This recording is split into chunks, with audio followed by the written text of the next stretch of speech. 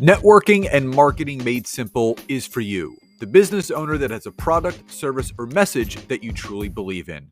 My name is Scott Aaron, and each week we'll take a behind the scenes look at real world networking and marketing tactics while leveraging LinkedIn to get what you have in front of many more people. Thanks for spending time with me, and let's get started. Hey everybody, welcome back to another episode of Networking and Marketing Made Simple. Super excited for today's episode, obviously for two reasons. Number one, I got another interview coming at you guys with another amazing entrepreneur. The second reason why I'm excited is, I would say, twofold. Number one, it's a person who's obviously helping nonfiction authors, specifically coaches and consultants, really get their voice out there through the means of publishing a book. He's also published his own book called Rise of the Reader, which serves another demographic of people, which something that people really struggle with is they're reading all these books, but they're having trouble retaining the information that they're reading, which means they're not applying that. And he obviously serves the readers to make sure they're retaining the information, applying it, and obviously growing themselves forward. So, Nick Hutchison, welcome to today's episode. Yeah, excited to be here, Scott. Can I ask you the first question today? Go right ahead. What was, so at the time of this recording, at least, it's early 2024. We just wrapped up 2023. I'm curious, what was the best book that you read last year? The War of Art. Yeah, that's a good one, man. Pressfield is my dude. We've interviewed him a few times on our podcast, and I consider him to be like an extra grandfather or something in my life. Yeah, it's we have a mastermind where we choose 6 books a year to read. We just heavily believe in personal development and business development. And my wife had read it before, and she said, what, let's bring this to the table. She'd kind of dripped on me about the book, but we have a mastermind called Expert Authority. And what I love about this book, it speaks on 2 specific things. The art of resistance, obviously what that can do and how it can harm you and your business. But number 2, what really defines an expert in your field and industry versus an amateur, and the correspondence between the two. I thought he just did a brilliant job of defining those to really move the needle forward for people. Yeah, and he's such a great person to look up to in general as an author. He's so humble. He's very real. He's transparent. And what I love about Pressfield is that he worked from the ages of 20 until 55 without any success. I mean, he literally delayed gratification for over 30 years, focusing on one thing, becoming a professional. And I mean, man, the average person today with all the instant gratification and everything, it's like nobody stands a chance. Nobody would delay their dream for 30 years just to make it happen. So I look at Pressfield as just such an icon in this industry. Yeah, they see the glory, but they don't know the story. So let me just throw it right back to you. What was the best book or your favorite book that you read last year? Be Useful by Arnold Schwarzenegger. Talk about another person who just leverages visualization. I mean, imagine growing up in rural Austria with no running water to becoming the world's best bodybuilder and then getting paid 10 million a movie, even though you can't speak English very well, nobody can understand you, to then becoming a successful business owner, to then running California, one of the standalone largest economies in the world. I mean, what a cool journey. And just, he talks about stoicism and he talks about visualization, and I really enjoyed that book. I'm going to have to go through it again.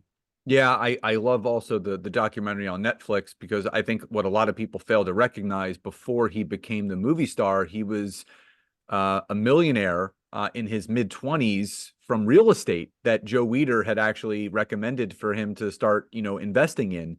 But yeah, my favorite quote from him is, you can't climb the ladder of success with both hands in your pockets. And it's so true. So Nick, you're doing so many great things, obviously with the agency that you have, and also with Rise of the Reader and all the helping of the people retain what they're reading. If you could rewind the tape of your personal and professional journey and press stop at a moment that you feel was that catalytic moment for you that really kind of set you on the path that you're on, what was that moment for you? I was not much of a reader growing up. So to give some context, I was more of the athlete stereotype, not really much of the academic. I mean, you couldn't pay me to do my homework. Never mind, like pay attention in class. Everything changed for me when I went from non-reader to reader. And that happened over the course of a couple of weeks between my junior and senior year of college. I took an internship at a local software company. It was a sales internship. And my boss, Kyle, at the time recommended that on my commute, which was an hour each way, 5 days a week, I start listening to podcasts. And I was listening to shows just like this, where a host would interview a series of guests and they would talk about what they did to become successful. And very quickly, I started hearing the same book titles over and over and over again. People were giving credit to the books that they were reading or listening to for their success. And I went to my local Barnes and Noble a couple of weeks in. I grabbed a stack of 10 books, and the rest is history. I haven't looked back since. I've been reading and implementing 50 to 100 books a year ever since. And so that was the period in my life where I feel like the veil was lifted and I could see clearly for the first time. It was pretty sobering. So why do you feel, there's a lot of avid readers out there. An old business coach and mentor of mine did a challenge where he read a book a day for 30 days. And it was a pretty lofty goal. He did it. And I think for everyone has a different way of reading. My wife does the speed reading. I'm a highlighter, so there's things that I latch on to. I always have a highlighter in all my books where I kind of like note things, and that's how I create the brain tattoos. Why is it hard for most people to retain the information that they're reading? Because I feel that there's so many people in this mode of just education, education, education, and not getting into application mode. So what do you find is the big hang up between the two? Ah, unfortunately, there's no simple answer. There are dozens of hangups between the two that I've discovered over the last 10 years or so. I think number one, we need to stop looking at buying a book or just simply reading a book as the goal. I think that checking off a box like 52 books a year, that's what the average CEO reads. That's a vanity metric. Because if you do a deep dive and truly implement one book a year, you accomplish more than the person who passively reads 52 and does nothing with it. So I think we need to change that expectation. We're not buying books to display them on our bookshelves because they look cool. We're not reading books because if you read and choose not to apply, I would argue that's closer to a form of entertainment than it is education. So it's really only the implementation of material and then the behavior change that comes as a result of it that creates change. That's the goal. That's what we should optimize for. So I love the idea of slowing things down, becoming a little bit more intentional, and setting a goal. I love to follow the SMART goal framework, which is popular in goal setting. I like to set a SMART goal for every book that I read that is specific. It's measurable. I know whether or not the book achieved its goal. It's attainable. It's a realistic goal that doesn't cause me to procrastinate and get overwhelmed. It's relevant, meaning I'm emotionally connected to the book and the outcome that it's promising, meaning it's going to solve a problem or build a skill, nothing else. And it's time bound. I give myself a deadline to take action. Action is baked into every single book that I read. And so by setting a SMART goal and writing it on the inside cover of each book that I read, and then reviewing it every time I go through another chapter, I'm sharing my goal with the book so the book can share the actions that I can take back with me. Nothing else matters other than the actions you're going to take on each book from my perspective. So I think that's the issue is people are not setting goals. They're not baking action into the idea of reading. Reading without action is kind of useless. I mean, in anything for that matter, if you're not putting any GPS coordinates into your GPS, you're not going to know where you're going. And instead of, taking 15 minutes to get to where you need to go, it takes 15 days and you've wasted a lot of time. Exactly. So obviously, the two different arms of your business, your agency, helps nonfiction authors, coaches, and consultants, get their books out there, write books, and obviously the other side, which we'll talk about. But so I was interviewing a gentleman by the name of Dr. Travis Bradbury, who's got a Wall Street best-selling book called Emotional Intelligence 2.0. He's released a new book called Emotional Intelligence Habits. And I asked him, what really encouraged you, or what was kind of the driving force behind starting to write books the way that you have been over the last 15 years?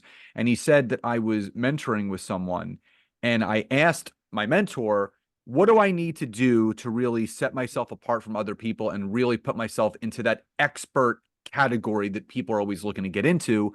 And the simple response from his mentor was, write a book on your zone of genius. So what are your thoughts, you personally, on that coach, that consultant that has a niche and a demographic of people that they serve that doesn't have a book yet, and how that can really heighten their expertise and really their expert status? Yeah, who do you want to be coached from? You know, a person who's positioned as an expert because they've written a book and it's a best-selling book, or just the average coach? I mean, yeah, you definitely want to be coached by the author coach, right? So my agency, we're not on the publishing side of things, but we are on the promotion and marketing side of things. So we kind of live at this intersection of books and social media and podcasts, and we can help an author make their book a little bit more actionable. But yeah, we're really on the promo side of things. I think it's incredibly important for anybody that has something truly unique and there's an inbound interest for it, right? You have natural momentum. People are asking you the same questions all the time, and you start to become perceived as this zone of genius expert, like you're credible in one specific thing. Then I think it's important to write a book. You know, sometimes people ask me, like, should everybody write a book? And in today's market, like, everybody can write a book, but it's very hard to promote and market one. It's very hard to sell something unless you have a big audience, a lot of money, or something very, very unique to say. And like I said, there's natural momentum coming your way. People are asking you about it all the time. So yeah, I think that, by the way, emotional intelligence 2.0 is needed. And one of the secrets to promoting and marketing a book is to have something unique to say that causes behavior change. When you read Emotional Intelligence 2.0 and you implement what you learn and you become more logical and less emotional, you have more processing time. People sense that. They're like, hey, Scott, hey, Nick, what's different, man? Like, you seem really calm. You seem like you're less reactive these days. Oh, yeah, I read this book, Emotional Intelligence 2.0. Right? That's how these books generate word of mouth for years and years to come, because they cause you to change your behavior. And I think it's one of the best kept secrets is, like, you just need your book to be actionable. And I agree with that. I've authored 5 books myself. My wife has authored one. We have one coming out, together, called The Feel Good Business Model. It's coming out March 26th at the time that we're recording this. And it's all about action. So we always give people actionable things they can do. I don't want someone reading a book of hot air where they're just reading it. It's just words and it's this, that, or the other. And it's not giving people something to focus on. Yeah. In your entrepreneur career, obviously you've interacted, you've met some of the top big names out there, Gary Vaynerchuk and such. Uh, who would you say was the biggest influence on you in your entrepreneurial journey, and why? I've been so fortunate to meet and get coached by, through podcasting and other ways, a lot of really amazing people. The biggest influence in the last 2 years was Alex Hormozy. We interviewed Alex, I want to say it was probably about a year ago, for his book, $100 Million Offers, which preceded Leads. And man, I used that book to generate an additional 6 figures of revenue within a couple of months in my business by just changing offer structures. And like, people talk about a return on investment from books. If you knew you were going to make hundreds of thousands of dollars by reading a book, would you do it? Like, heck yes, you would do it, right? But that's the power of what these books can do, because that book, $100 Million Offers, it's taking complex business offer structures, guarantee structures, simplifying it to like a third to fifth grade reading level. He gives you the exercises and steps to implement. He's condensing decades of his lived experience and business, acumen into days of reading. And then boom, money comes out of nowhere. Like, obviously there are some additional steps there, but that's what happens when you implement a book effectively. And so shout out to Alex. Thank you for writing that book. And then more recently, I'll give one more shout out. I think the biggest book that the biggest impact that a book will make for me this year, 2024, it's already happening, is 10X is Easier Than 2X by Dan Sullivan and Dr. Benjamin Hardy. What an amazing book. It essentially says the fastest way to double your business is to behave as if your business was 10 times bigger than it is. And that forces you to do that 80-20 analysis, but like to the nth degree, and really force you to start automating, delegating, and eliminating low impact activities to kind of build out your new business. So really excited about that one for this year. Yeah, that book has come up a few times for me recently. I was listening to one of my old coaches, Chris Harder, him and his wife Lori. They always do a he said, she said type of dual podcast episode, and they were mentioning that a few weeks ago. And I agree with that. You have to have lofty goals and you have to reach for the stars. And again, if you have smaller goals, you're going to have smaller results. But if you have those big, hairy, audacious goals and you're taking that big action, you may not 10x your business, but you may 3 to 4x your business in the process, which is a huge accomplishment in itself. So obviously, I love how you stated that one of the things that you do personally is on the inside of every book that you read, obviously is the goal, something that you want to take away from it. So there's action behind it. And that is one of the strategies that I'm assuming that you teach with the rise of the reader community that you've built. And I just ordered the book myself. I'm looking Thank you. forward to digging into that. What is your advice to those people that have so much shelf help and so many? I mean, I have a bookcase here, I have a bookcase here, we have a bookcase we have books everywhere around this house. My wife's office, we have a whole dedicated bookshelf in our basement. For the people that continue to just hit buy now, buy now, buy now, buy now, and they have just stacks of really pretty books coming into their home and they're just not doing anything with them, what's your advice to that person that has so much shelf help that really needs to go back and read what they have first before they start adding more onto their plate? Yeah, I would say awareness is really important here. And this is the opportunity to slow down, like this moment in time as you're listening or watching this podcast. Really ask yourself the following question. What problem am I dealing with on a daily basis that I just can't get rid of? And it can be personal, it can be professional, it can be related to your health, your relationships, whatever. What problem are you facing on a daily basis that is causing some type of pain in your life? The reality is, as human beings, that we are not very unique. Despite how unique we think we are, about 100 billion people have lived before us. And a lot of them spent decades trying to overcome the same problem you're facing today. And they've documented the solution inside of a book. Here's another way of framing this. If you don't fix your problem over the next 30 years, you'll experience it 11,000 more times, right? 30 times 365. So stop reading, stop ordering these books, and go pick up just one that you focus on for the next couple of months that has the solution to your problem. Read the book, implement the solution, solve the problem, and watch the pain go away. And you'll become addicted to that process of, again, solving problems, building skills. That's why we read these books. It's not about 52 or 100 books a year. It's about solving a few big problems a year. That's what it's really about. Now, you'll get more efficient at that process, right? I'm still reading 50 to 100 books a year right now, but I'm taking at least one action and using that SMART goal framework, holding myself accountable, just one action from every single book that I read. That's where the magic happens from my perspective.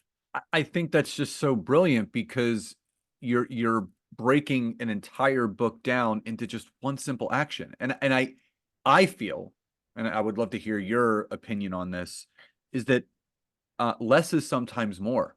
So it's much easier to apply one specific goal than having 5 to 10 things written down from that book. So if you could take 10 books and have one action item from each of those books and apply those 10 habits, obviously it's going to move the needle forward. So in your opinion, how important is it for that entrepreneur, that coach, that consultant to simplify the goals that they have? Yeah, it's incredibly important. There's a great metaphor that I heard, and I wish I could give it proper credit, but the metaphor kind of goes like this. Imagine you pick up one bowling ball. Okay, you've got it in your right hand. You pick up another bowling ball. You've got it in your left hand. You pick up a third. Maybe you stack it on top. You pick up a fourth. Well, what happens? You drop all four. Not just the one that you picked up, you drop all four. And I think the same thing happens when we try to hoard book notes. Like you pick up one thing. Okay, two, maybe that's manageable. Three, four, all of a sudden you drop everything and you take no action. So there is sort of a point of diminishing returns where you go from adding just a little bit too much, now you take no action. And so I think the most sustainable approach is to start small, leverage the compound effect. Small steps in the right direction over a long period of time, that's where the magic happens. So yeah, just one thing from every book. And you can go back through the books It's not like you're one and done. I mean, I've read some books 8, 10 times, and I take one new action every single time. That's us. The Science of Getting Rich is one of our kind of Yeah. like foundational books, just because the one thing, there are many nuggets in that book, but I would say the one thing that I always come back to is live in a world of creation and collaboration instead of a world of competition and comparison. So have read a ton of books. Was there a book that you've read in the last year or two that caught you completely off guard, as far as like just mind-boggling and changing in a positive way, that you really didn't expect that from the book that you read? Yeah, I'll give another shout out to Dan Sullivan and Dr. Benjamin Hardy. They wrote a book called Who Not How. And such a brilliant concept, so easy to understand, but you need to read the entire book to actually implement it, I think. So, who, not how. As an entrepreneur, instead of asking, how do I achieve goals, you simply shift the question to who can help me achieve this goal. And that was like, for me, it sounds so simple. Everybody gets it in the first 2 seconds. But seriously, think about the last time that you tried to do something in your own business where you could have outsourced it to somebody else, like building your own website, editing your own podcast, building your own social media content, sourcing your own guests, lead generation, sales calls. Like, who could do that more efficiently than me? That's how you scale. You add leverage, you build teams, you collaborate. And that's taken my business to a whole nother level over the last couple of months. I love that. So for the person that's listening to this, Nick, talk a little bit about how you serve people, not just from the agency side of things, but through the rise of the reader group and the hundreds of thousands of people that you're actually helping to not just read books, but to read, learn, apply, and take action. Yep. So on the agency side of things, like I mentioned before, we've got 10 people on our team. We work with over 100 nonfiction authors a year. There's sort of 3 core services that we offer, and you're more than happy. Anybody can reach out. We could set up a call and chat about them. We help authors turn their books into short form video content by flying out with the cameras and the lighting and working with them to build solid, organic lead generation style content. Number 2, podcast booking. So placing authors on shows in front of the right niche to talk about their book. And then number 3, we have a community, BookThinkers, of over a couple 100,000 followers. It's all organic, it's all real, and we help authors sell books into our community. Then on the other side of things, we have that community, right? So every day we're putting out new book recommendations. We host a podcast where we've interviewed names like Grant Cardone and Patrick Bet-David and Ryan Holiday and Robert Greene and Pressfield and some really cool humans. So that's a book discovery tool as well. And then we've got my book, Rise of the Reader, Strategies for Mastering Your Reading Habits and Applying What You Learn. So I would recommend that everybody check out BookThinkers on Instagram. That's our largest and most vibrant community. And you can get, you can get a lot of cool book recommendations over there. Well, I just got a bunch on here today, so I appreciate that. So, obviously, all the information that Nick just dropped as far as how to connect with him, his communities will be in the show notes, the description of this episode, and the email, obviously, that went out for you guys to listen to this. So, Nick, before we close out, final question. What does success truly mean to you? 5 words: enjoying the passage of time. Short, Period. sweet, simple. That's it. That's a mic drop moment right there. And I completely agree. There is so much to enjoy each and every day that we're given. And I just want to give a shout out to you, just for the people that you're serving, how you're helping people. And again, I just know how impactful it would be for the people that are listening to this, just to be a part of your community where they're going to learn how to better retain the information that they read to apply, because just learning those skills from you and how to take action from what they're reading is going to cause a ripple effect in the businesses that they have. So, Nick, just want to thank you first and foremost for being on here today and sharing your wisdom. But number 2, first time ever, nearly 600 episodes, that someone led off with asking me a question, as opposed to, so there's a first for everything. And I actually loved it because it just opened up the airways immediately, because as the interviewer, sometimes you're so honed in on the things that you want to ask. I think you did a phenomenal job of just kind of turning the mirror around and saying, let me ask you something to lead off before we dive in today. So just appreciate you and what you brought to today's episode, and just very grateful for our connection. And thanks for being here today. Thank you, Scott. So again, all the information of how to connect with Nick and everything that he's doing to serve his community will be in the show notes, and the description as mentioned. So again, appreciate everybody. You know what our goal is this year. It's the road to a million downloads. We are over 70% of the way there. So this is the year that we're going to do it, and I can't do it without all your help. So again, thank you for your continued support. Hope you enjoyed today's episode. Love and gratitude, and I'll talk to you next time.